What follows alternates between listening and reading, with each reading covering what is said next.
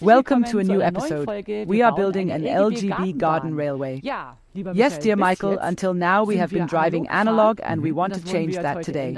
We aim to drive digitally. Exactly. So far, we have consistently driven with our starter pack alongside our control unit. There we could simply modify the strengths or move forwards and backwards. Indeed, the red throttle control, the analog one, comes in the starter pack. It moves forwards, backwards, slow and fast. Now we want to do it differently. Now we would like to transition everything digitally with our central station, specifically with the CS3, which is from Marklin, but also to be used for the LGB garden railway. That means, very importantly, we can now also operate several trains through the CS3 corridor, in our case today, specifically, indeed, 2 trains. We would like to have the tracks set digitally, then we would like to have the signals controlled digitally, so that we don't always have to sit here, but we can also sit at our pergola and control them from afar. Very good. So I see you're prepared, you've read through everything you now want to incorporate into your cards in the coming weeks. And we have sought help again, this time from Andreas Franz, who has also been going digital since time immemorial, right, Andreas? Hello to you both. Yes, indeed. I have been fully digital for over 20 years now and have not regretted it at any point in time. I would say, as Elke just mentioned, you drive with several locomotives on the layout and can indeed control each locomotive separately, which is quite fascinating. Imagine, friends come over and they exclaim, "Wow, what an incredibly great railway you have in the garden. I would like to go on that too." Or the children or grandchildren come over, like with me indeed. Then of course everyone wants to control their own locomotive, and that is actually only possible at the moment when you go digital. Great. Thank you for helping me out a bit in advance. You sent me a few sketches beforehand of everything I need to connect here. And honestly, it was relatively easy because we just unplugged the cables from the analog throttle controller. And we had already built our ring main in the last episodes. That means I just removed everything that was where the throttle had been plugged in until now, and the throttle was plugged into the power supply. Instead, I connected the CS3 from Marklin, which you told me also works perfectly for LGB. That means it's now just hanging here on a power supply as usual, and there is also a special power supply for the CS3 for LGB, which can not only be left outside, so it's a bit more weatherproof, but it also has a bit more juice, because the LGB locomotives, they need a bit more electricity than the small H0 locomotives, but we have now prepared all of that. I have already connected it so that we can also show what it looks like when 2 locomotives are running at the same time. Signals and switches aren't yet linked. We need to do that. So, I'll drive backwards now, as it doesn't fit yet. But now I have registered 2 locomotives here in the CS3, and I am now opening the first one. This beautiful scenic locomotive, this electric locomotive. I'll drive it forward a bit. You can already see it runs very, very smooth. And these are no longer analog locomotives, but those with the digital decoder. Andreas, can the old LGB locomotives be converted?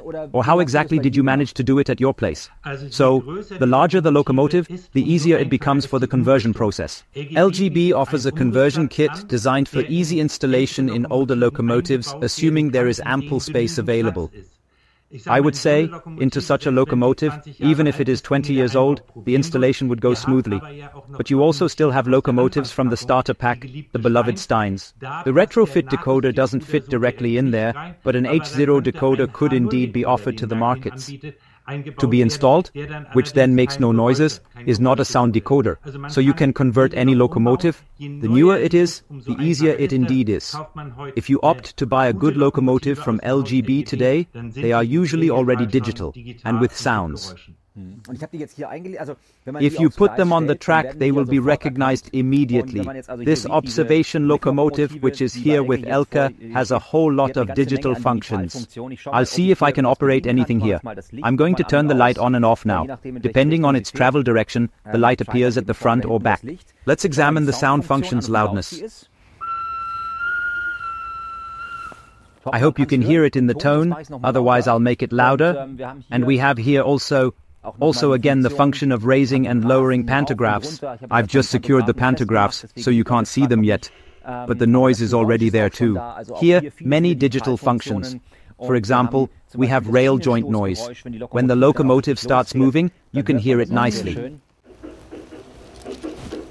Pretty.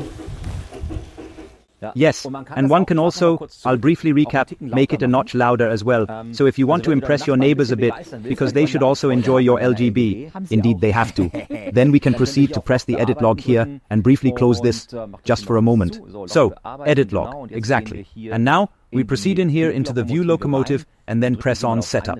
And then we're really going to crank up the volume here. I believe 250 was the loudest. So let's see, can we perhaps manage to get your neighbors somewhat awake or not? Let's make a radio call like this. St. Moritz, departure to St. Moritz, exactly, or another saying. Alle liebe Fahrgäste, das Zugteam der Rheinischen Bahn begrüßt Sie im Regio-Express nach St. Moritz und wünscht eine angenehme Reise. Very beautiful. Now I can push the locomotive right, then it's gone. Then on the other side I have my Raytheon, the one here, Silvretta, the green one, we have here, the 605. And now I can also drive on the same track, which you mentioned earlier, Andreas and Elke, or both of you, that there is now a multiple train control. That means we no longer need to work with different circuits that are isolated because two analog locomotives can't run on one track.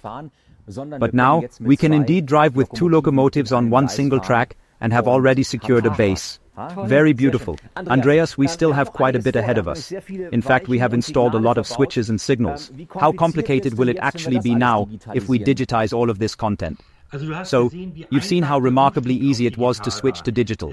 You took the two cables that were previously attached to the red control panel, connected them securely to the CS3, and can now successfully drive. Before, it was with the switches, you needed a control panel, you have already used that, and the power supply as well. In the end, you now truly need a decoder here. LGB offers a single-chamber decoder. This essentially means connecting either a turnout, a signal, or a 4-channel decoder. I believe you have a 4-channel decoder lying around somewhere. Can it be? I at least got one because you said, get yourself a 4-channel decoder. We also had, at the control panel, the analog one, we had several signals and several switches connected, and I thought, maybe it makes the most sense if we do the same in digital. Exactly that. That means you buy this one, for example, the 4-channel decoder, which has once two cables that go to the lead, so for example to your loop. Then for each drive you want to connect the same two cables again that also go to the control panel.